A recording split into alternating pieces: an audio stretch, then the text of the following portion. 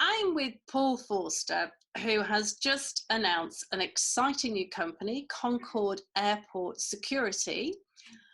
Paul, tell us something about this fantastic new venture. Well, Liz, it's as you say, it's very exciting. The company came about as a result of me hearing a previous airport security company was deciding to withdraw from those activities, and I thought there was an opportunity there to be able to one, preserve some jobs which were going to be lost, but secondly, get into an industry which is very much growing. So it was too good to resist, really.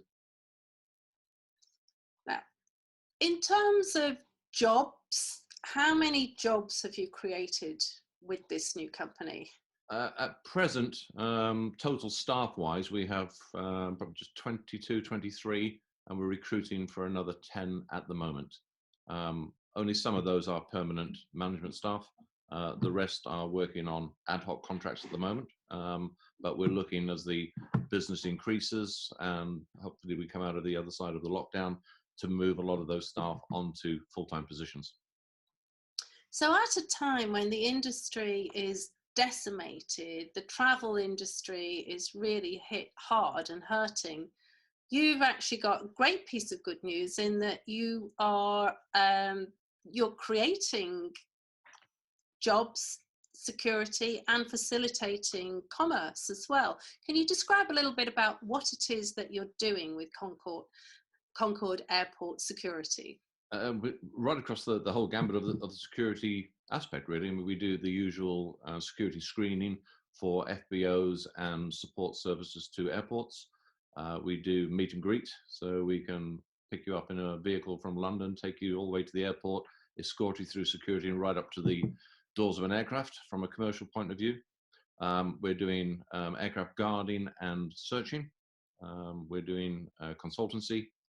We're starting to get our staff trained up now to be able to provide security training. And obviously I've got a previous history in the drone industry, so we're also offering the security aspect utilizing drones as well. So it's right across the board. Yeah, it's been very well received. I'm going to come back to you on the drones in a minute. It strikes me that something as specialist as airport security isn't something that you can just deploy anybody to do. How have you managed to create a team? Because I believe you did it in 10 days. Yes, it was a lot of hard work, a lot of fun. It was in the middle of the bank holiday and also the virus. So, but we were very lucky. But to answer the first part of your question, obviously I saw the opportunity there. A lot of the people from the previous company were out of work.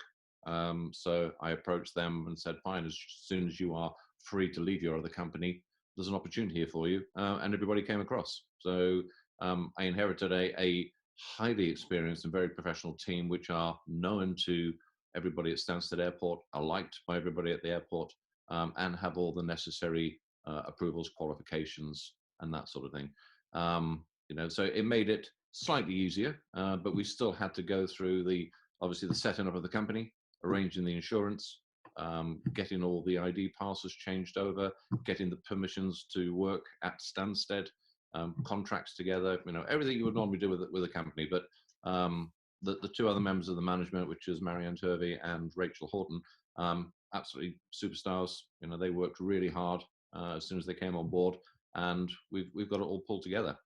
So it was really nice. But we couldn't have done it without, you know, the team experience and the support of the FBOs and Stansted Airport. And it was hard because obviously a lot of people are furloughed, a lot of people are working from home. So whereas they would normally be sat there and be able to access things very quickly, you know, they were very generous in their time working from home to say, well, okay, we can help you do this, putting it all together so we could go at the appropriate times to gain the necessary permits and permissions. And literally the day, well, we got the final permit to operate at Stansted on the late Monday afternoon, and our first booking was 5 o'clock on Tuesday morning, and we've been working every day since. Wow. Yeah. And again, to pick up on a couple of those points, I know a lot of people who've looked at these videos have really been inspired and encouraged by how senior leaders such as yourself are dealing with the remote working and managing teams, to do something as complex as set up a security team must have required a lot of collaboration and willingness. What have you done to keep the team motivated and engaged to manage to do what you did? Well, the management team were very motivated anyway. They're very hardworking, very committed people. So they didn't need much help from me, obviously. But we talk, every day. So we've got communications going on, regular emails between each other. We're having Skype calls, just like you would have normal management meetings. We're doing it by Skype or by Zoom. That's fine. Marianne is doing regular calls and videos with the team to keep the team updated as to where we are, what we're doing, future prospects. So a lot of it is just down to the communications. The technology is out there now very much that you can have team meetings online. You can still talk to each other as long as you've got the right sort of attitude, really. And thankfully, the team we have exactly that attitude. And how about the FBOs? Because that's obviously they're very hard hit to themselves at the moment. What's been the response from the FBOs, particularly at Stansted, where you've got going? Absolutely superb. I mean, everybody contacted us before, and it was part and parcel. We spoke to them whilst we were looking at the initial setup to say, if we do this, can we, rely on your support? Because there's no point in us spending considerable sums to get this up and running in a short period of time. Obviously, we've set up the website, we've got all the social media, we've got uniforms, the whole thing that we're paying out for, if nobody wants us. But the response was fantastic. Everybody said yes, they would use us, wanted us back, wrote letters of support to the airport. So that was great. And again, that's a credit to the team. They know the team from previous, and they like the team. So getting their support was critical, but it wasn't that hard.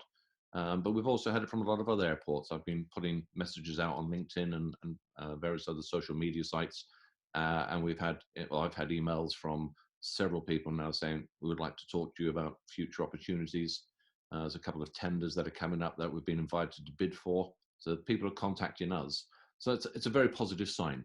But it's still tough at the moment. I mean, the FBO, there's a few, one or two FBOs that aren't fully operational, but the others continued.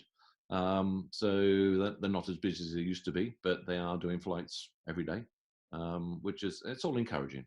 But we went into it with our eyes open, knowing that it wasn't going to be an instant overnight success with 20 flights a day coming at us. But I believe very strongly that it's a good industry or aspect of the industry, and that it will come back very strong. And there's going to be a lot of other opportunities coming along. And as you know, I'm quite aggressive chasing business as well. So we're already talking to a lot of people to get the name out there, start talking to people and just show them how we can help either reduce their overheads by using our teams instead of having to pay the full-time salaries and all the other bonuses that go with it. But we can, and also if people do that, we can actually take on their teams as well. So they're not making people redundant, they're just rearranging how the employment system works.